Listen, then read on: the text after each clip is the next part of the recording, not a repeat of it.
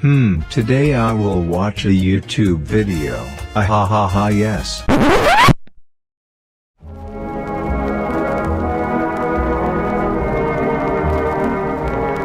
Okay, so the YouTube's algorithm just led me to this masterpiece of a video.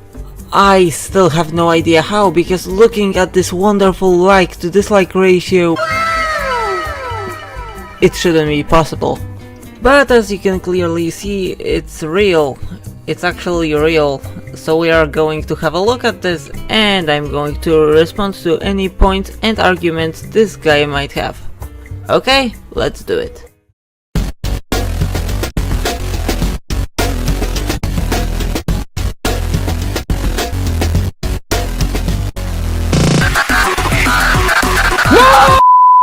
Before we begin reviewing this review, I want to ask for something.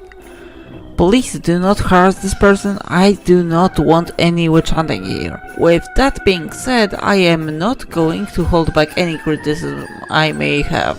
So let's get this show on the road. Hello YouTube. I am going to explain why TF2 is a trashy and frustrating video game. Are you also going to explain why this gameplay is so goddamn small? Was this video made for r/things for ants? Be grateful for the footage because I can't hardly stomach even 20 minutes of this terrible game. It's so bad I have to take a long break after just 20 minutes. We don't have all day, just tell us why the game is bad, okay? This game is so boring I'd rather watch paint dry or grass grow. And when I uninstalled it, all I felt was happiness and relaxation. Get on with it already! This video is not a joke. To truly explain why this trashy video game sucks, we'll be going over all of the classes, since the game is based around them. Finally, took you long enough. Okay, so Scout is the first. Let's hear about them. First is the Scout. The Scout is this annoying little character that does almost no damage with his little scatter gun. That's because the scatter gun was designed to be a close-ranged weapon. It really does not work when you are shooting them from afar. You have to be right in front of the enemy just to do decent damage. And his pistol is no better. The fact that Scout has his primary as the secondary weapon for most of the other characters says a lot about how bad of the class he really is. Okay, no. Let's talk about Scout's range, alright? Scout does poorly at long distances, that is true.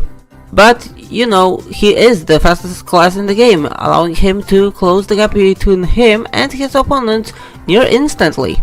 With that in mind, he can use flank routes much more effectively than most of the classes in the entire game. So yeah, make use of that speed and show the enemy who's the boss. Sneak up behind them, I don't care. And while the scatter gun is subpar at the further distances, it's not its role. That's where the pistol comes in. You use the scatter gun when you're near the enemy and the pistol when you're not. But if you want a mid-range primary, I recommend using the shortstop. It's pretty self-explanatory why you would want to use that weapon. It is much more effective at the mid-range due to the tighter spread, but that kinda clashes with the normal pistol because, well, it is already a mid-range weapon. So let's get a different secondary for the job. And there are a lot of genuinely unique options to pick from, with my favorite being the Mad Milk. This item allows Scout to become much more supportive. If somebody shoots the enemy who's covered in milk, they will regenerate HP. Splashing a group of enemies could be devastating for them, because they would be in a massive disadvantage. If you combine this with Rap Assassin's bleed effect, you can become the nuisance for the enemy team to deal with. This combo is also really satisfying to pull off in pubs. Okay, with that out of the way, let's head back to the video, shall we? What else? He's the fastest character in the game. But TF2 players often abuse his speed to either run away or use annoying stupid tactics. I mean, there is nothing wrong with doing that. Using speed to his fullest advantage, it's what makes Scout, actually Scout. picking your fights and running away when the situation calls for it. And you know, not standing in one place and letting that one heavy just kill you. When you are playing Scout, being constantly on the move is important. You cannot underestimate that. Next is the soldier. The soldier is my main, but I never rocket jump because it's unrewarding and takes up too much health. Hey, I get it. You are a newcomer to Team Fortress 2 and rocket jumping is difficult to learn. But once you've learned how to use it, you can do some pretty impressive stuff, let me tell you. You can get onto the battlefield before any other class in the game, even scouts. I am not the best guy to explain it because, well, I am a heavy main, but there are tutorials on YouTube. With enough patience and training, you'll learn it, I know it. Rocket jumping just gets me killed, so let's leave it there. Next is the pyro. I absolutely hate the pyro because of this annoying mechanic where he reflects rockets or pushes you back. This mechanic is super annoying because you have to often swap to the weak shotguns just to do damage back. Or you get pushed off a cliff. Getting killed by my own rocket makes me want to smash my PC and literally punch the player right into his TF2 playing face. This game is unfun. Look at me. I need to use slurs to seem cool. My parents never gave me the love I deserve. Anyways. Class counters. Each class has a weakness or two. For example, Heavy gets countered by Sniper and the Scout gets countered by the Engineer. However, there are still ways to win those matchups. But since we are focusing on your case, let's talk about how you can fight the Pyro as the soldier. Let me just begin with this. Shooting Pyro from afar is a bad idea because you are giving him time to air blast and you'll just get yourself or your teammate killed. Rocket jumping at the Pyro does not work either because the experienced Pyro can just...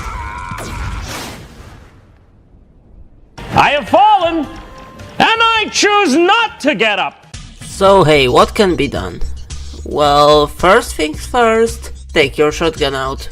Well, sticking to the shotgun is going to always be the safest approach. It's not always gonna be the most effective one, because let's be honest, you aren't always gonna be at your full 200 HP when encountering a Pyro. And that's when you pull the rocket launcher out.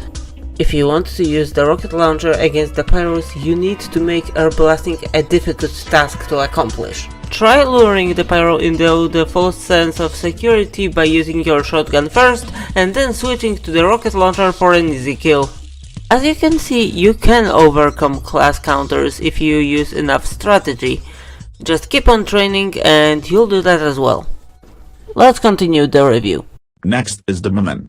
His sticky traps are probably one of the worst mechanics I've ever seen in a game. You place stickies round the corner.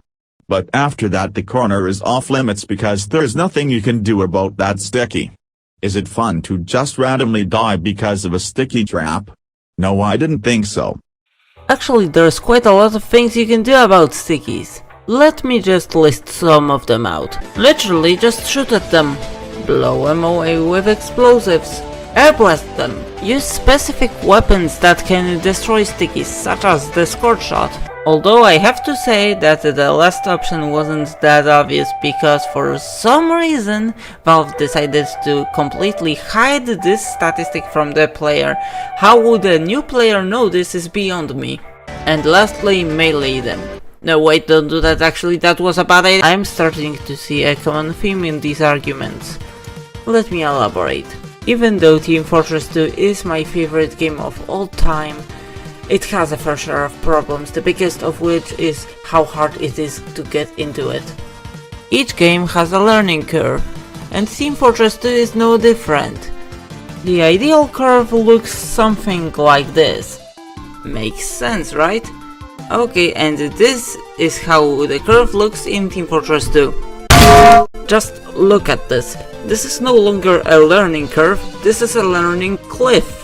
And it looks like this because the game does nothing to ease the new players into the gameplay. I mean, sure, there is the tutorial, but it only covers 4 classes and it's been broken for years and the tutorial is not even good. It's very bare bones and it does not teach you things that you need to know from the get-go, like team composition, crouch jumping, class roles, and how important movement is in TF2. You've seen an example of that already. If you want to actually learn how to play a class, you're better off watching guys on YouTube, Uncle Dane's for the engineer, Big Joey's for the heavy, etc, etc. But we can't forget about engine quirks and hidden mechanics. Did you know that the heavy actually shoots from his head? Meaning that you can use the payload card as cover when you are firing away at your enemies. Okay, another example. The beggar's bazooka causes you to explode if you overload the clip, so don't overload, right? Wrong! Overload and rocket jump midair for ridiculous mobility.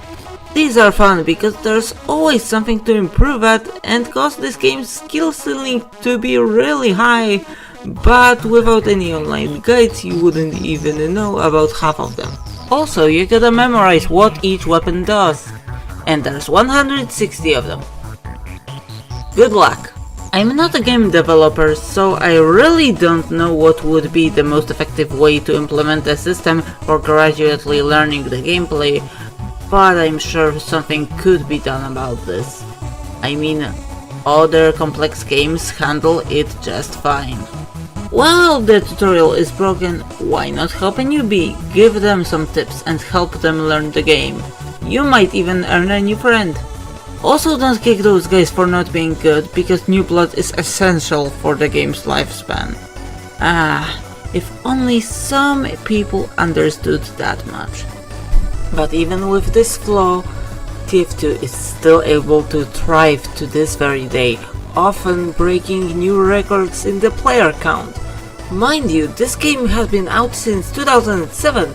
This alone shows how special this game is for so many people. With that being said, now let's talk about the next class. My main, the heavy himself. Okay, awkward. It seems that I underestimated the length of this video. Oops. Okay, worry not, I have an idea. This was the part 1 of a 2-part series covering this video. And if you want to see the part 2, stay subscribed because I am going to release it soon. So don't worry about that. Until then, have a great day /night /afternoon / whatever you have. Peace out.